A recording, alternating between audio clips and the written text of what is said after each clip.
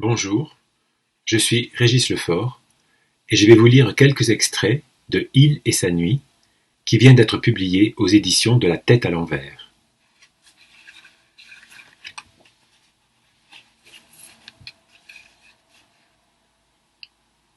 Il chercha longtemps la voie d'eau, sans l'idée de la parcourir. Ce qu'il cherchait au juste, il ne le savait pas. Mais sa conviction allait vers l'iode, et s'y rassemblait en un mouvement d'en aller, en une façon simple de parcourir, en un sentiment abrupt et exact de devancer. Il marchait le long de la mousse des vagues. Ce n'était pas de l'écume, cela aussi il le savait. Et à tordre ses mollets, l'avenir s'affirmait comme la rouille des vents, rose sur son front. Il marchait. Il ne s'arrêtait que pour fixer le sable, sans savoir pourquoi, ou pour fouiller l'horizon de sa ligne qui séparait moins le paysage qu'elle ne séparait son cœur. Parfois, la fraîcheur lui venait de l'intérieur des joues et descendait vers la mer. Il était nu et courrouçait, sans complément. Son ventre était son règne. Sa voix le tenait attaché à ce qui n'avait pas de voix. La conque n'est musicale qu'à souffrir l'ablation, se dit-il sans comprendre. Mais il parcourait. Là était l'essentiel. Sa destination unitaire rougissait le soir. Il était nu de sa recherche, il traversait le jour, il traverserait un jour. Il traverserait l'eau, le temps et les vagues extrêmes. L'archange lui tenait lieu de main.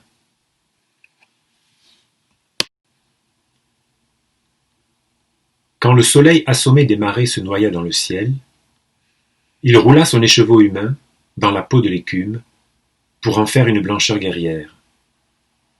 À tendre le courage et à serrer la gangrène, il savait que le jour ne reviendrait peut-être plus. C'était comme un pourrissement qui prenait le paysage et qui tremblait en lui comme le nerf étranglé de la voix.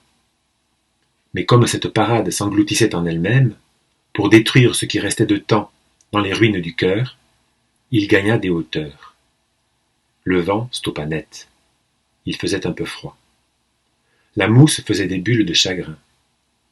L'eau anéantissait le ciel en usant sa couleur. Il était dans le mystère de la brûlure, et la rougeur se prolongeait jusqu'à la fissure des yeux.